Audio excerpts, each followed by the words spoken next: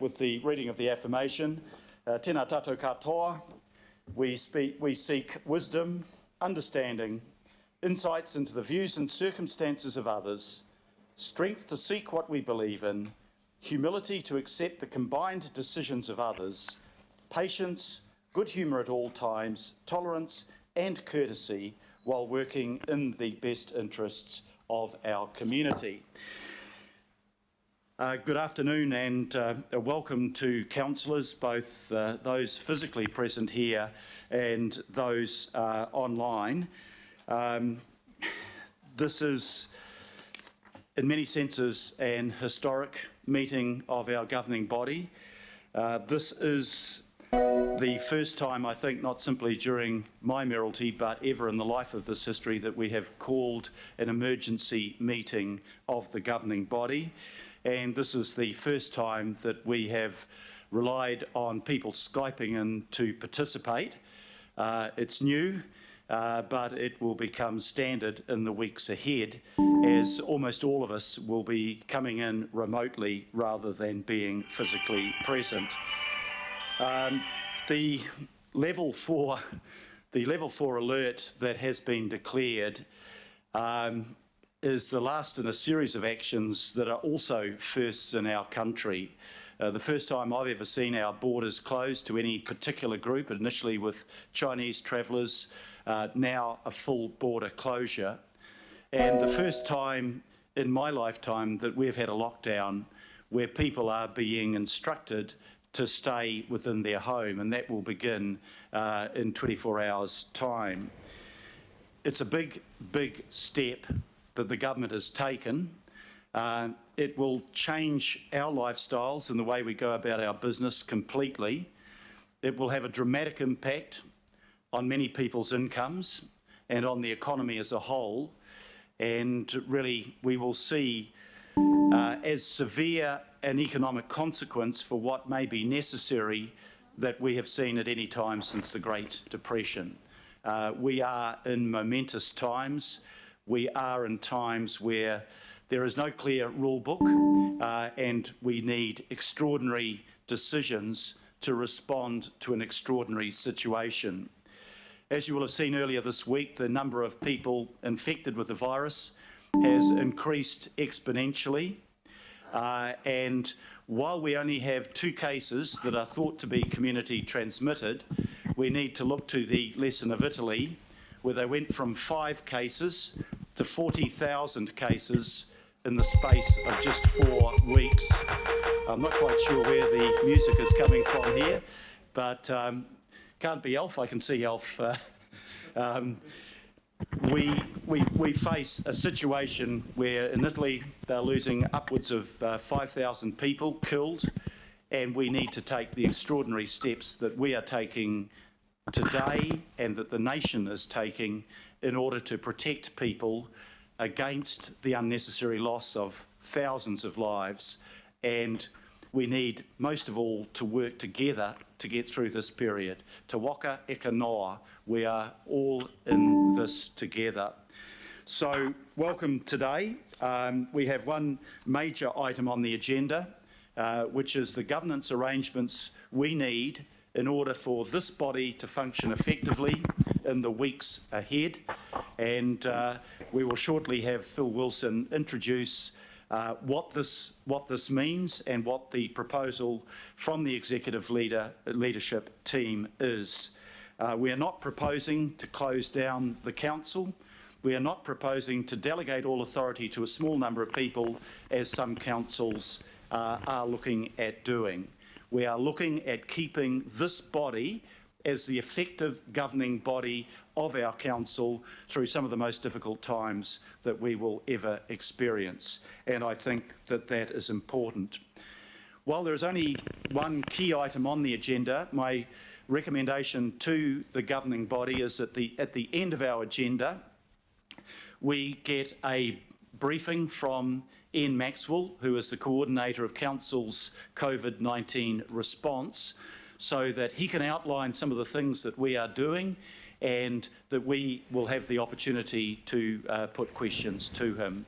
So it is a milestone occasion today, and thank you for making the effort. Everyone, I think, has made the effort to be here that is able to be here, and I appreciate that very much. So if we look through now at our agenda, are there any apologies? No apologies, so we don't need to move to accept those. I need a resolution to allow electronic attendance, and I'm happy to move if I can have a seconder when I've read it out, seconded by the Deputy Mayor, that the governing body approve the electronic attendance of councillors Bartley, Collins, Coombe, Dalton, Fletcher, Mulholland, Sayers, Stewart, Walker and Watson to accommodate the evolving situation with COVID-19, which makes their physical presence at the meeting impossible. It's been moved and seconded. If there is no comment on that, I'll put the resolution. Now this is where we'll have our first test of the electronic connection. I'll put it and then test whether there is any dissent. I don't think there will be. All those in favour, please say aye. Aye. Aye. To the contrary, no. I declare the resolution passed, but I'll ask the question because I can't see everybody physically here. Is there anyone that wants their vote counted against the resolution? Thank you very much for that. Now, the declaration of interests. Are there any declaration of interest that anybody needs to make in regard to this meeting? If not, petitions, where we have no petitions today in our emergency meeting, no public input, we have no local body input, there are no extraordinary items that have been notified to me, so we move to the substantive item on the agenda, which is our governing body decision making during the COVID-19 response period. And I'm going to ask Phil Wilson to come to the podium by the look of it. Now, can everybody just that's coming online check that their microphone is muted? We have had some noises coming through, still getting some noises coming through. I presume they're from people who are online. Yeah. Okay. Can you hear that? Yeah. Yep. Oh, we can. Okay, sorry. Okay, Phil, the floor is yours. Kia ora koutou katoa. First, thanks for your forbearance as we get used to this different way of working. I can promise you there will be teething problems, but we are doing our best to make it work, and greatly appreciate your patience. I don't need to tell you we're in a difficult and unfamiliar space, and hence we do need to suggest some significant changes to the way decision making operates in the council. We clearly need to be able to continue, the governing body needs to continue to be able to function effectively and make those decisions for the city. I might note that we have local boards and other decision-making processes sorted. The arrangements are now in place elsewhere. The reality is we can't do things normally. We have very real risk issues to deal with, hence your social distancing and the unusual arrangements today. We have the very real situation of senior staff not being able to support in the way that we normally would the operation of a committee structure such as we might normally have, a large number of committees, a large number of meetings, extensive agendas and such like. And in this environment, it's entirely appropriate to prioritise what businesses could be coming to you, and focus on critical decision-making items. We developed a 4-stage process, but the reality is that we need to move quite quickly because within days, obviously, Stage 1 and Stage 2, as we'd envisaged to match the government's framework, are redundant. So we're going straight to what is suggested in the order paper. As the Mayor referred to, all councils are changing their arrangements currently. Some are implementing delegations such as you're used to around the election period and at Christmas, where mayors, deputy mayors, chief executives have a delegated decision-making ability. That is not what we're suggesting here. We think we can make this work, and we think it's absolutely appropriate in terms of healthy democracy and to accommodate your active interest and desire to participate in decisions at this important time, that we have a committee of the whole that you can all participate in.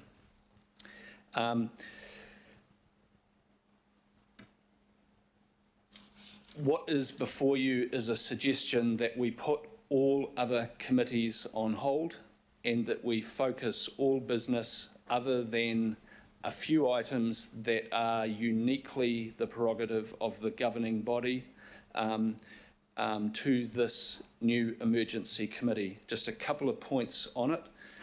There are matters where ordinarily the Independent Māori Statutory Board would have an ability to participate with 2 members. We recommend that that continue, and there's a recommendation to that effect with you. We're recommending discretion for the chair around public input. It's not to rule it out entirely, but it's to strengthen the standing order's ability for people to say, for the chair to say no, it's not appropriate given the nature of business and the unique situation we're in. It's also worth my noting, because some councillors have raised it with me, the suggestion around a quorum of 2. We're in a very interesting situation. We are expecting an order in council to change the provision that requires a quorum to be constituted of people who are physically here. That is a national problem and has been fixed on a national basis. So we are anticipating that into this paper. That said, when we started writing it, we were looking to minimise the number of people required to physically be here and felt 2 was the appropriate number. Even now, I'm recommending that that is the number. The reality is that all members will have the ability to participate, and you will, but we need to envisage difficulties achieving that on occasion in the future, perhaps, and it is the legal minimum provided for in the legislation. So fairly straightforward, I would suggest. Mr. Mayor, I'll leave it there. Thank you very much, Phil, and thank you for you and the team who worked, I know, till late last night, because I was in touch with you at around 11 o'clock to make sure that this paper was in the shape that it needed to be in for today. I think, first of all, I'd like to move the recommendations to put them on the table. Do I have a seconder for that? Councillor Cooper. Now, if people who are online want to ask questions, and we'll have questions as normal first, and then we'll have comment, but if you can message in Skype that you are seeking a question or you're seeking a comment, and we'll try and see if that works. Sandra tells me that it will work, so no pressure, Sandra. If you want to ask a question, can you please identify yourself first, whether you're around this table or you're coming in electronically. That's important. So can I also just make this recommendation? Because it's much more challenging in the way that we're doing it today, it puts a much more emphasis on the need for us to be precise in our questions and our comments. So could I ask that of you too, please?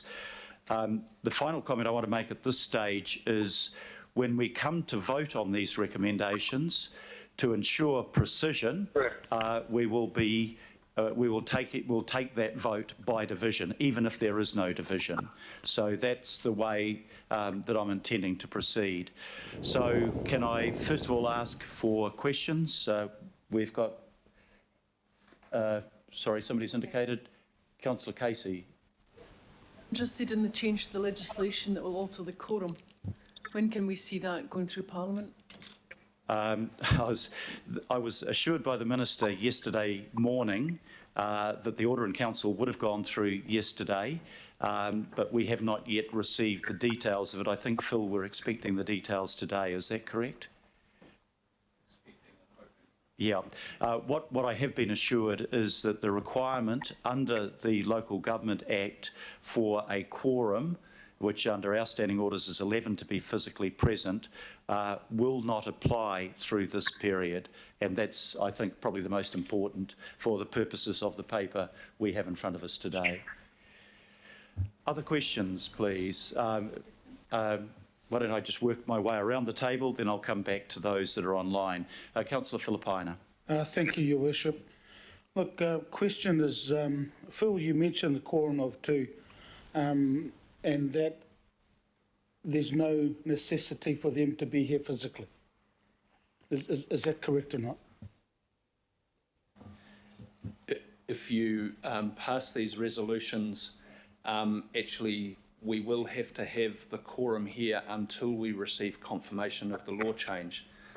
In practical terms, if we get the advice of the law change tonight, then no. Just another question, sorry. Councillor, Your further Worship. question?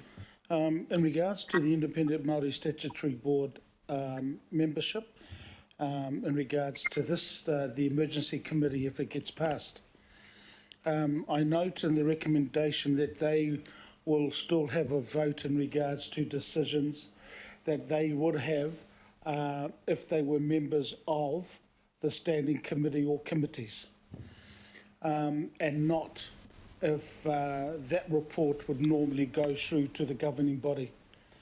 How is that going to sort of be implemented from a process perspective if our agenda has items that that have both? How is that implemented? Do they need to then leave the room if it's an item that the governing body would normally make and then come back in when we go through?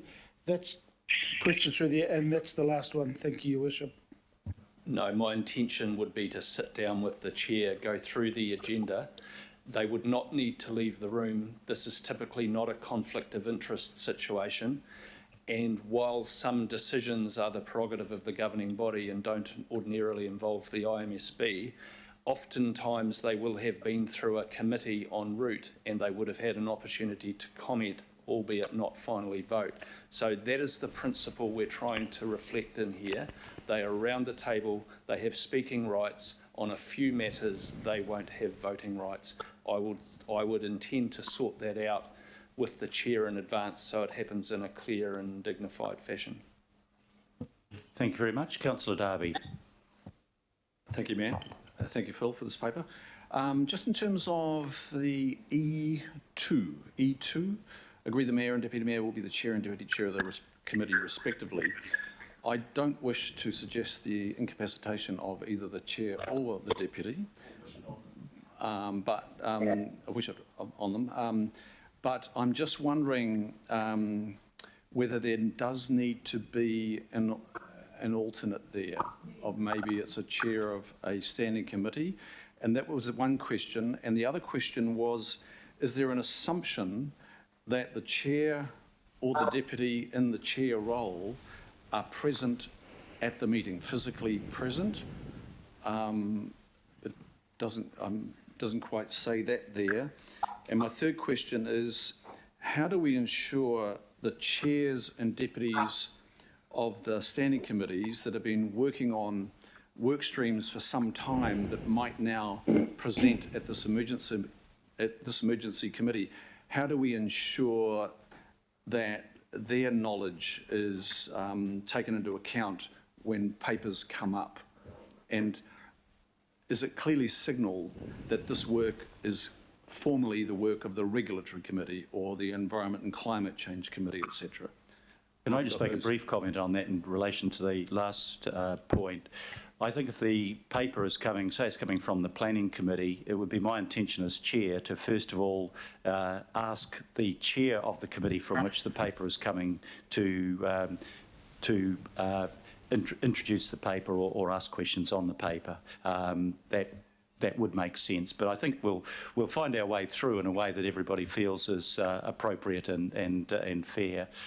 In relation to an alternate, I've got no problem if if in the event that either the Deputy Mayor or myself can't be present, that we appoint somebody, and probably it would be a chair of one of the key committees. But Phil, you might like to comment further on those. Thank you, Your Worship. Yes, the first point probably is sensible, and once I've spoken, I'll perhaps give some words to Sandra. We could simply add "or their delegate" as advised. That would solve that. To the point about the Mayor and Deputy Mayor being physically there, no, we're not anticipating that would be a requirement. However, from experience, it is a lot easier to chair the meeting with some limited support around you, and that's a discussion we'll have with the Mayor about whether it's sensible to accommodate that. But no, it doesn't absolutely require it going forward. And I can't really add to the Mayor's point other than it would make sense for the chair of the committee from which the content was coming to lead the discussion. Just on the latter point, Councillor, any member can drop out of an electronic conversation. I'm not quite sure where that's coming from, but perhaps somebody technically can check that noise. But would be my intention probably to chair from within the council building in semi-splendid isolation, simply so that I can ensure that the technology is there and is doing what it should be doing. And for that, I will be very grateful for the assistance that I'll receive. If the chair goes down while the meeting is online, obviously the meeting falls apart and there's a lot of frustration and wasted time. But one further question, Councillor Darby. And that's my colleague, Councillor Filipaina, referred to the representation of the Independent Māori Statutory Board, and as in your opening comments, you talked about us all being in this together, and it's good to see the Independent Māori Statutory Board being invited to participate in this emergency committee. Is there scope, considering we might be canvassing matters that maybe are beyond the remit of former committees over which they had some participation and voting rights? I think it's physical and natural resources parameters. Is there scope there that we could actually be even more inclusive of the Independent Māori Statutory Board than maybe where we have extended in the past, considering us all being in this together? I think that in terms of the inclusiveness of the Independent Māori Statutory Board, you will have noticed over the last 3 years I have extended their participation to the extent that the legislation allows me, and the decision that is before us today, which I support, to involve 2 members of the Independent Statutory Board at what would otherwise be, in many cases, a meeting of the governing body, will ensure that inclusiveness, and I think there'll be general support for that. Councillor Cooper. Kia ora, Mr Mayor. Thank you. And just to note, 34C of the report says that if the Mayor or Deputy Mayor are not available, those able present will elect a chair for the meeting, so it just contradicts what you've got up there. So I guess if we're putting that up there, it's up to you to delegate, so that's fine. It was in the report in scenario 3. So my question is, given we have a quorum of 2, though I must, publicly state I trust you two implicitly to make good decisions, can you please enlighten me, in between that weekly meeting, if something comes up very quickly, does that then authorise you and the Deputy Mayor to make decisions without anybody else? In terms of being, not enable you to not publicly notify and just make a decision, because that's, I think, concerns people might have, that there isn't more input, in an absolute emergency within an emergency situation. Two fair questions. On the first, it has got, as you rightly point out, under 34C, that if we're not available, and therefore there would be no chair, then it would be up to the meeting to appoint the chair. I don't think the foreshadowed amendment by Phil Wilson that we can also delegate a role, I think probably they are two separate issues. If there's going to be a new chair and neither the mayor or the deputy mayor is there, then 34C says this body as a whole will elect its chair, and I think that's appropriate. On the question of two, the quorum of two, I put that question to Phil myself. In almost all foreseeable circumstances, this body will make decisions as the governing body would normally make decisions through this period of time. I worried about the question of a quorum of two, but I think what the answer I got from Phil, and he might like to expand on it to others, is in the event that, say, the communication system fell down and there was no other way of convening the meeting of people, then that would be where the decision-making lies. It's highly unlikely, but Phil, you might like to expand on that. No, that's right. And outside of that, no, the mayor and deputy mayor don't have the ability to make binding council decisions on behalf of the governing body. We're not yet in the age of autocracy. We're in extraordinary circumstances, but not at that extraordinary. Councillor Young, did you have a question? I'll just go through. Councillor Simpson. Thank you, Your Worship. I've got two questions. One relative to Resolution L, and that is that we're giving you and the Deputy Mayor, on the recommendation of the Chief Executive, to decide the end period. I just wondered, we have been told by the government that this is a lockdown period for a month. Should we not put a month in there and then have a look at what that looks like following that period? Or at the moment, this is very continuous. And I'm just seeking the reason behind the openness of this as opposed to a review period. Yeah, as you'll see, that decision would be made by the Mayor and Deputy Mayor on the recommendation of the Chief Executive. But I'm happy if there was deemed to be a necessity to amend it. But as soon as we can get back to the normal manner of meeting, I'm keen for us to do that. And actually through the period of time, even within the first 4 weeks, if we find that both staff and the technology supports it, I would be keen to getting back to holding other meetings such as the Committee of the Whole as normal, so that the period of time in which we meet in the way that is recommended will be as short as our staff capacity and our technological capacity can allow for. And of course, as soon as Alert 4 is lifted, we would be able to go back to the normal meeting with a physical presence. But again, I'll invite Phil if he wants to add to further to that question. Not much to add. It is written in the spirit of returning to normal as soon as possible and being agile in doing so. Thank you. So that was a clarification there. My second clarification is around P, public input. Now, we're trying to do business as usual in an electronic way. And my question is around the fact that you've said here you'll provide full discretion to the chair to decline public input requests. What are we doing to allow public input into our decision making in an open, transparent way? Are we saying to people, listen, if you want to talk to the council, email through your concerns or your paper? I just wondered how we were looking at that. Or are we saying, because this is the second question to my first question, which is a month of the lockdown. You see, if it was a lockdown, I understand that. But if it's an open period, the practicalities of what we are doing, I'm just trying to challenge that and say, how will we cope with that?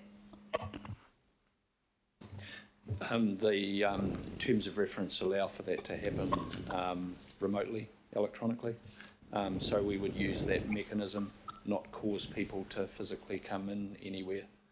I think the point is that it allows you to accommodate some requests to be heard, but it also gives you a strengthened ability to say no, given the very focused nature of this committee and the fact that it's dealing with urgent and critical business.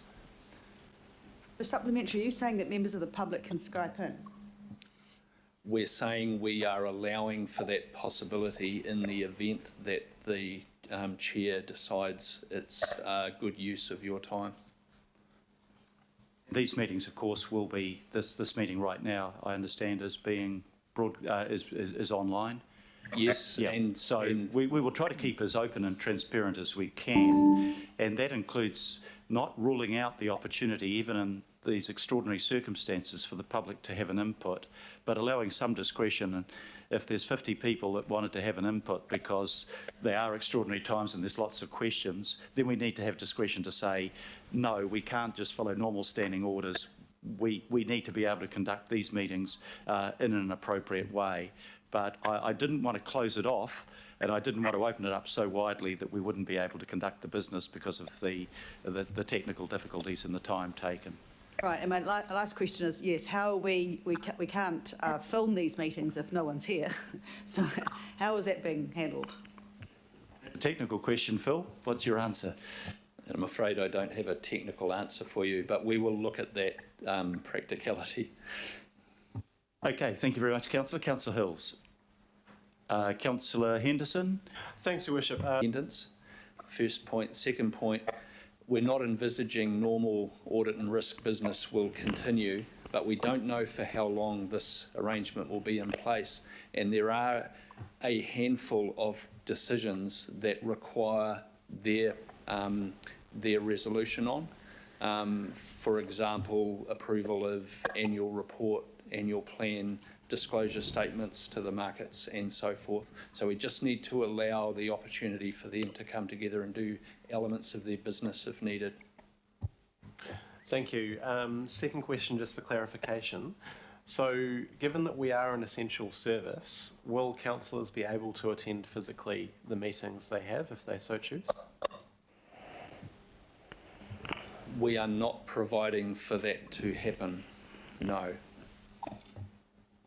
I think the reason for that is the obligation that we face under the regulations that will be forthcoming is to minimise the people-to-people contact outside your normal family circle. If there was an extraordinary reason, for example, your phone system went down at home and you weren't able to participate electronically, or your internet went down, then we could make provision for that. My goal is that every councillor be able to attend, and I think we'd create a special circumstance around that. But my obligation is to say to government, to the extent possible, we are doing this through electronic means and not in person, but an extraordinary situation would overrule that norm. Thank you very much. Councillor Newman. No. Okay, look, what I'm going to do, thank you. I did go through every councillor, and thank you for those that forewent the opportunity to ask a question. I think I'll do it the same for those that are online, so that I know that I'm not omitting anyone. So don't feel obliged to ask a question, but if you have one, I'll go through now from alphabetically through those that are joining us online. Councillor Bartley. Thank you, Mr. Mayor. My questions were around whether staff are preparing any advice around you declaring a state of emergency, a local state of emergency under the Civil Defence and Emergency Management Act. And then my other question was, I guess that's for Phil Wilson. My other question was around our duty as a local authority to provide a plan, a civil defence emergency management plan, and where we're at with that, especially in regards to local boards and us as councillors, given that the Ministry of Health response is going to be quite high level. So what's happening locally? Those are my two questions. Thank you. Your Worship, can I request that we address those two questions in the briefing session afterwards? Yep, I'm happy if Councillor Bartley, if you can, we'll go through some of the more general questions, and I also want to foreshadow I have 3 questions from Councillor Fletcher, who I don't think has been able to join us online, but I will. No, I'm present. Oh, okay. Thank you, Councillor. Online. So, Councillor, I'm suggesting that, as with Councillor Bartley, your questions would probably best be addressed by Ian Maxwell, if you're happy to hold those over to that point. If I'm able to stay until that time, I'm very happy with that. I recognise that they're operational. Okay, and if you're not able to be online for that full period of time, then Can perhaps you put in writing Ian Maxwell to could me? contact you directly in answer to the questions. Thank you very much for that. Councillor Collins? If I don't hear anything, I'll just jump straight to the next person. Okay, sorry, Councillor Collins, I've got you now. No questions. No, I don't have any questions, thanks, Mayor. Thank you. Councillor Coombe? No questions at this point, thank you. Thank you for the update. Thank you. Councillor Dalton? No questions, thank you. Councillor Fletcher, I've talked to already. Councillor Mulholland? I'm trying to get in. Sorry, can you hear me okay? I can hear you clearly. Did you have a question? My question was operational around communicating when community are unable to get an answer on matters pertaining to work and so forth. So it's probably operational. Thank you, Councillor. Yeah, no, that if I get you to repeat that question when we get to the operational section. Councillor Sayers? Thank you, Mr Mayor. Can you hear me? I can hear you loud and clear, thank you. Right, just as per your request, Councillor Greg Sayers from Rodney, electronically and on Skype. And a pleasure to be able to support you this way, Mr Mayor. I also thank you for your introduction to the meeting, and also thank you to Phil Wilson for his briefing paper. So my question is just a clarification question for the public who may be listening and local board members, and relating to item M in the resolution, just confirming that the understanding that providing there's a legislative change, that people in the situation like we are now, dialing in electronically, will be able to vote, Mr Mayor. That's the first question. I do have a second one. Yep, I can absolutely confirm that. The undertaking that I have from the Minister is that the changes will be made in the order of council, in order in council, to allow that to happen, and that is absolutely our intention, that every councillor that may be joining us electronically will be able to have their vote counted. Oh, terrific. And the second one is our briefing session with Mr Maxwell following this. Is that a closed meeting, Mr Mayor, or is that open also for local board members to listen to? I was intending it for it to be private to governing body members, but you know, if somebody felt strongly to the contrary, I'd be happy to listen to the arguments. But I think our preference would be for Ian Maxwell to be able to be as frank as is necessary in the circumstances, and maybe to give us advance notice of things that probably are not ready to be announced publicly yet. So my preference would be councillors only. Okay, very good. Well, thank you very much, and thank you for the opportunity to have that briefing as well, Mr Mayor. So thank you. Thank you, Councillor. Councillor Stewart.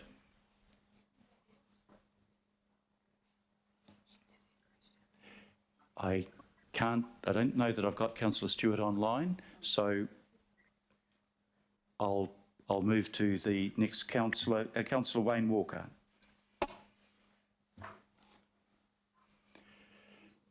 Okay, and finally, Councillor John Watson. I'm not sure, I'm hoping that people haven't dropped out. John, can you hear us? I can hear you. Can you hear me? I can hear you loud and clear. If you'd like to put a question, thank you. Okay, yeah. So thank you to Councillor Collins for lending me his ID number, else I wouldn't be able to get in here. So no, I haven't got any questions at the moment, Mr Mayor. Thank you very much. So that brings to an end question. Sorry, a further question from Councillor Filipaina. Sorry, Your Worship, and I've got a comment in regards to the recommendation that we have here. Is this the appropriate time to ask that? I'll move to comments straight after your question, if this is a question first. That's going to be a question on the recommendations that are now on the paper, and also a question on the response that Mr. Wilson gave around the election of an alternate or a chair or deputy chair if both yourself and the deputy mayor were not available to chair the meeting. So can I ask those two? Because I went...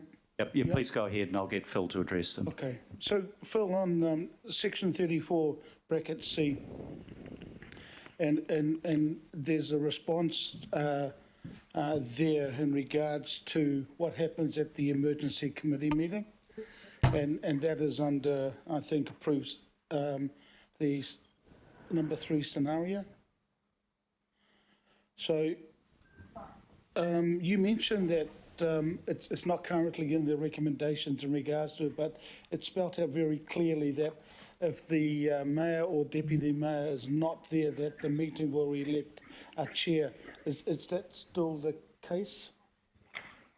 At the risk of confusing people, Yeah. what you have in the recommendations is not a perfect match with the different scenarios. That was our framework for kind of working up. In point of fact, you could do either. The mayor or deputy mayor confirms a nominee, or the meeting elects it. Either is entirely workable, and it's for you to decide, I would suggest.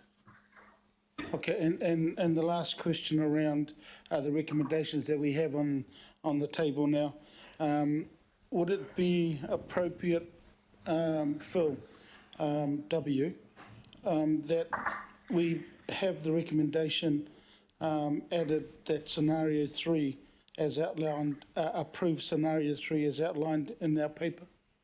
So there is no confusion? No, I don't suggest you do that. The wording in the draft resolutions and the totality of them has been quite carefully worked up, and I think I would like you to consider those as the recommendation, not confuse it with other content in the paper. Thank you. Thank you.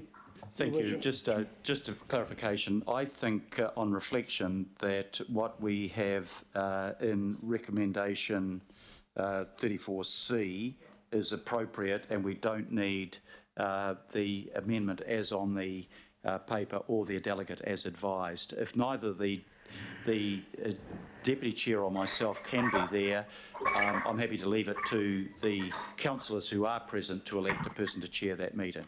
So if that provides the clarity you might be looking for? Definitely, and that was going to be part of the comments in regards to saying that what we have in 34C is exactly what we should have, and not to have a choice, is just to have that one. So look, I won't be speaking during this now that clarification's been done. Thank you. Thank you, councillor. Look, we come now to I did have a question, Phil. Oh, sorry. We have Councillor Walker here. Yeah, please put your question. Sure. I'm making the assumption that our standing orders still apply in terms of putting out an agenda ahead of the meeting and so on. Obviously, that'll be electronic. Is that the case? And how do things apply if there's something particularly urgent that comes up? Yes, an agenda will go out prior to the meetings, and there will still be the opportunity for people to bring an extraordinary item as is catered for under standing orders. Phil, anything you want to add to that? Thank you, councillor. I have another question from Councillor Darby. Just for clarification, the point I raised earlier had an amendment. That's fine. I read 34C2, but that's in the narrative of a report. It's not a resolution, and that's a big difference. So I just want to have some clarification again from Phil, leaving it as it is. It's now been unamended.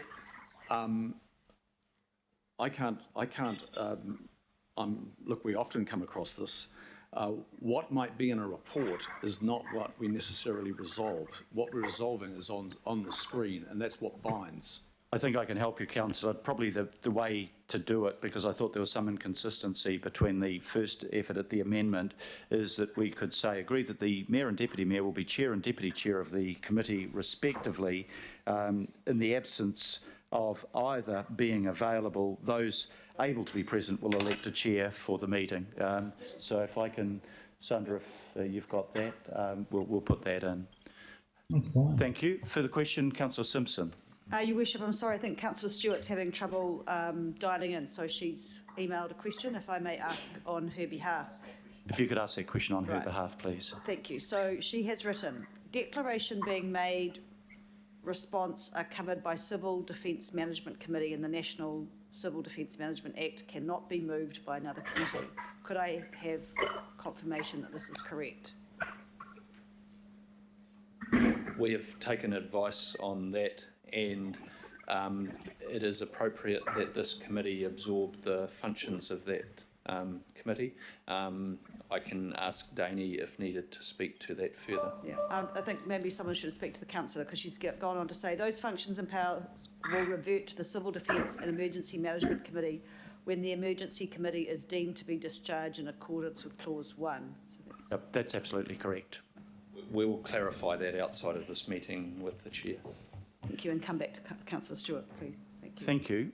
We come now to comments, and I think I'll do it by way of reading through the list again. If you don't need to make a comment, please, you'll be giving assistance to us if you abstain. If you need to make a comment, you're very welcome to. So I'll run through the list, and again in alphabetical order for those that are joining us electronically. Councillor Bartley. I have no comments. Thank you, Mayor.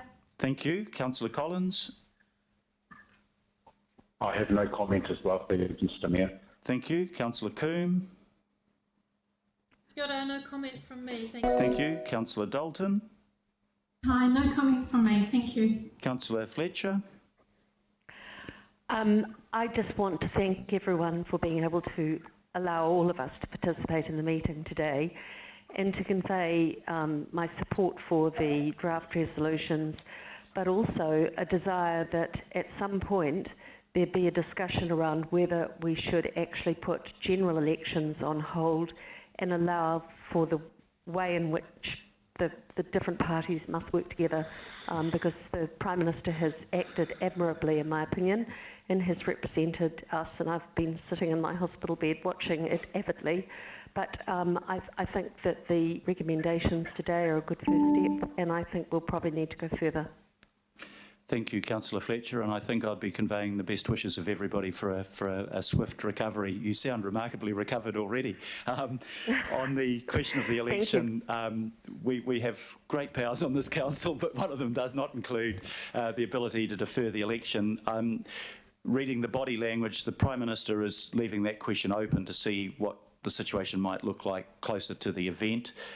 It would be quite a big deal to defer the election, and I'm sure if a decision were to be made in that respect, it would be made in consultation with the Leader of the Opposition. I think the best thing we can do in these current circumstances is to recognise the enormity of the crisis and to say party politics is way down the list of things that should influence our response to it. I think everybody would agree with that. Thank you for that. Councillor Mulholland. Hi, kia ora, thank you, Mr Mayor and those present. I do support the resolutions. However, I would also like to get clarity on the questions posed by Councillor Stewart, as I sit on that committee as well. Kia ora, thank you. Thank you. Now, you're happy to talk directly to the chair of the committee, Phil, in response to the legal advice you have on how the two interact, but the advice that we have is that other than audit and risk, which will need to be treated separately, the committee of the whole for the governing body, the emergency committee, would subsume the powers of all other committees, but at the point at which we come off alert 4 and we can resume normal business, then those powers would revert to each of the committees individually. Is that correct? We will do that between Danny and I will communicate with the committee. Thank you very much. Councillor Sayers? Thank you, Mr Mayor. Just a couple of comments. I support the recommendations in full. I'm pleased with the way the technology has worked today, although it'll be our first time. I'm sure that the hiccups will be worked out, but congratulations to those involved. It's very important that all of us show leadership at this stage, Mr Mayor, which is coming through strongly in my eyes. We must continue that. And also, I'd just like to add that it's very important to embrace our local board members as part of that leadership role. Those are my comments. Thank you very much, and I'm very conscious of the importance of your last comment, and we'll do our very best to keep our local board chairs and members right up with what we're doing. And in fact, that's something I'd request of officers as well as my own office, that when we do something, we had a Skype session last Friday. Time hard to follow how quickly time has gone the last week, where local board members were invited to join and were informed. Now, I don't know whether we've got Councillor Stewart back with us yet. Maybe not. Apologies to Councillor Stewart if you're listening to the session, if you can't get through. Councillor Walker? Yes, I'm here. And I certainly support the recommendations. I make an observation, and that is I'm assuming that the types of resolutions that we're making are also similar to those of other states around New Zealand. And certainly state that they are appropriate for a region as large as ours. I can't comment on what other councils have done. I know that there would be a variety of different options being chosen, but local government New Zealand is endeavouring to provide some services in coordinating, but of course each council will make its own decisions as to what governance structure it adopts through the critical period. Thank you, Councillor. Councillor Watson. Thanks, Mr Mayor. Nothing additional to add to the comments that have been made by councillors. Happy to support the recommendations as they appear. Thank you. Thank you. Now, the comments from those here, I'll just run around the room, I think. Deputy Mayor Cashmore, no. Councillor Casey, no. Councillor Filipaina, no. Councillor Darby, no. Councillor Cooper, no. Deputy Mayor, and all of our staff, the amount of work and the lack of sleep that you've all had over this time, I really thank you for all that work. We can't do something like this without all of your support. Thank you. Thank you, Councillor. And I can say, however, that 6 of the events that I had last weekend were all cancelled because of the curb on large gatherings, but I managed to find 3 or 4 to replace them with involving the media. Councillor Young. Councillor Simpson. Look, I'll just take a brief moment to say I think it's important as, one of the many governors of this region that we keep democracy in play and we do what we need to do, bearing in mind the confines that the government is putting on all of New Zealand as a result of COVID-19. I think we want to act appropriately, and I think now's a good time to recognise the importance of upgrading our IT system last year. But I think the staff have done a great job, and I'm sure this will work one way or the other. I'm heartened by the fact that you will try as quickly as possible to get out of this emergency committee and go back to our other committees still using technology. But at the end of the day, we certainly have a month of this, I would assume, potentially anyway. So look, well done to everybody. Phil, actually, you've done a great job, and Stephen, and let's get on with keeping Auckland moving and working as we should, even though we have challenging times. Thank you. Thank you very much, Councillor. Councillor Hills. Just a quick thank you to everyone here, and I know that everyone probably has massive stress on them, their families, and those around them with yesterday's pretty significant decision. I just want to put out the thoughts to all our bus drivers and everyone else doing the work out there, and also the Prime Minister and the Director General of Health and everyone else just rushing around trying to do what they can, and if we can keep trying to push through the messages from the government, I think it's the safest way. But yeah, this is significant, and if we just keep supporting each other, it will be, we'll get through it. But yeah, thank you. Thank you very much, Councillor Hills, Councillor Henderson, and Councillor Newman. Well, you just quickly, Your Worship, I too want to echo the sentiments in relation to thanking our staff in working to ensure continuity during this extraordinarily difficult time, to thank colleagues. I think that with respect to the issue, the duration of these extraordinary arrangements, that needs to be dictated by the alert level status as determined by Cabinet, and I would expect that these arrangements need to be prepared for these arrangements to apply for longer, although obviously people want these arrangements to be shorter. They'll have to be determined by what Cabinet dictates. I support paragraph 34C. I think it adequately addresses the process, but I do want to say, Your Worship, that I think that beyond that, there is a need for the perception, and the perception for Aucklanders around business continuity means that in terms of leadership of this council, you are the leader, and Councillor Cashmore is the deputy leader. Those leadership arrangements need to be on display at all times. So if you are available to chair these meetings, I think that is critical. If you're not, Councillor Cashmore, if you can be available, that is critical, because I do think it sends a very good message around leadership at this most extraordinary time. So you have my full support. Thank you very much, Councillor, and I think I can assure you, probably for the Deputy Mayor as well, that we feel the responsibility of our positions at this time. Council cannot simply be an observer of events that are happening.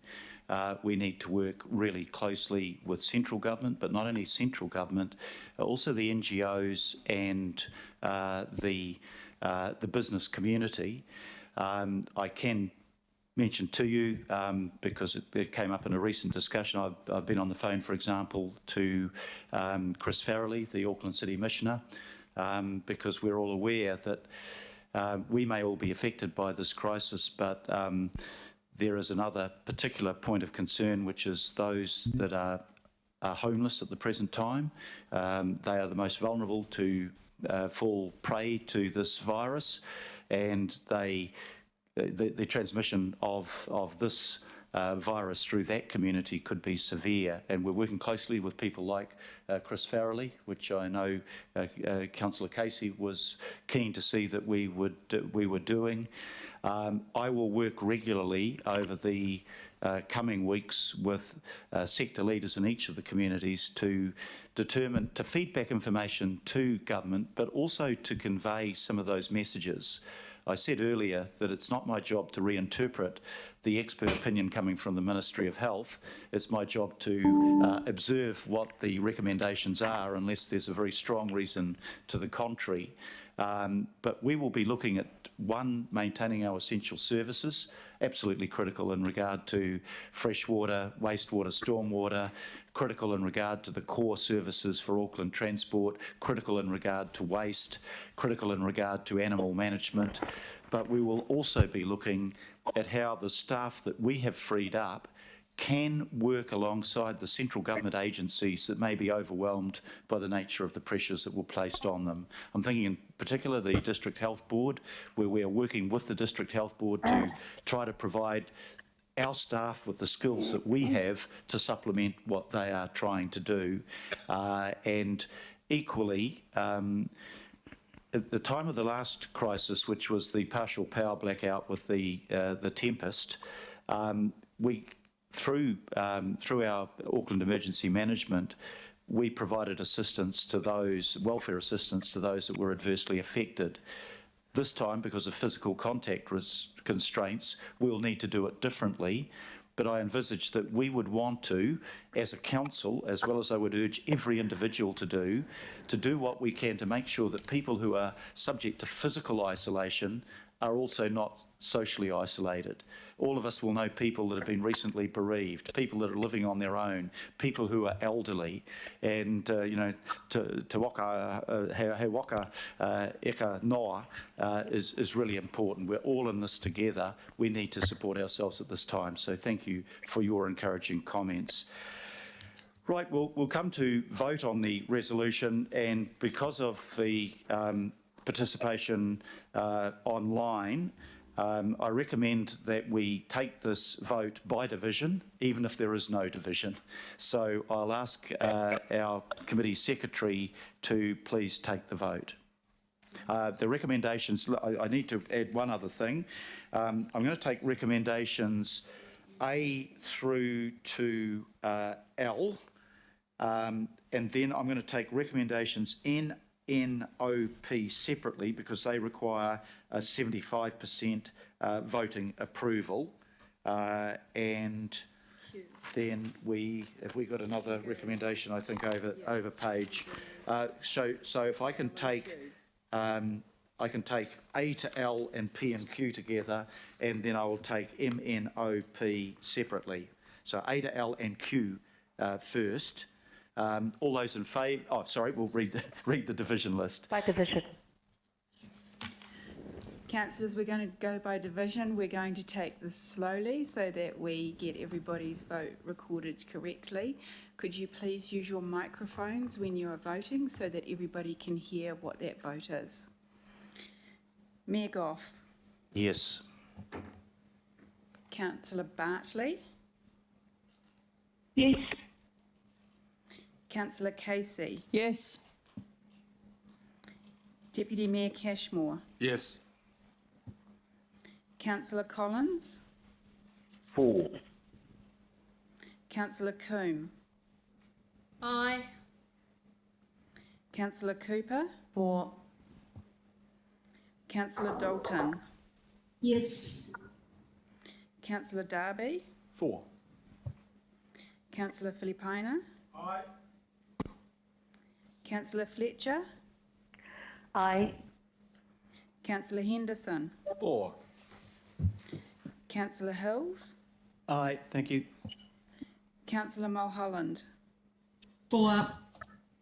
Councillor Newman. Aye. Councillor Sayers. For.